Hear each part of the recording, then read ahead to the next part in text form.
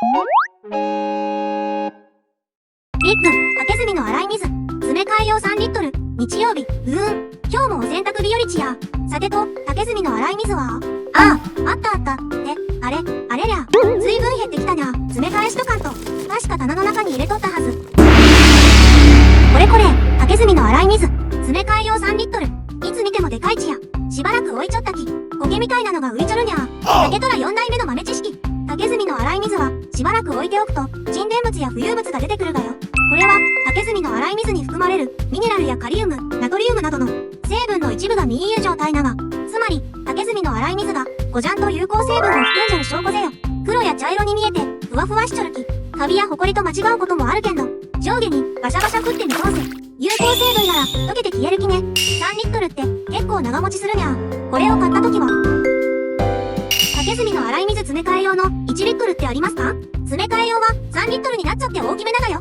3回分の量が入っちゅうきね。そうなが勘違いしちゃった。ほいたら、竹炭の洗い水、詰め替え用3リットルください。あと他にも欲しいものが。そしてお会計。竹炭の洗い水、詰め替え用3リットルって、いくらやったかやろう。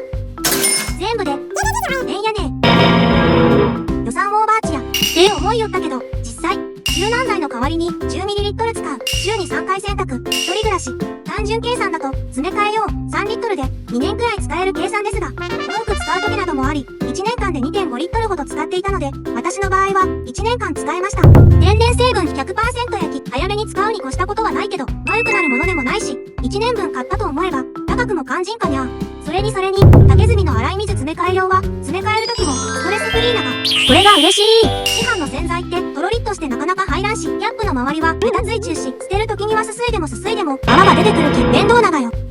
その点、竹炭の洗い水はスーッと移せて手についてもさらっとしちゃる。捨てる時にも泡なんか電気全然困らんがって。蓋はしっかり閉まるきこぼれる心配なく保存できる。ごじゃんとエコ長よ。さてと、詰め替えもできたき、元の場所に戻して。あれ、今気づいたちや。持ち手があったがやどこまでも親切。最後まで動画をご覧いただいてありがとうございます。グッドボタン、チャンネル登録よろしくお願いいたします。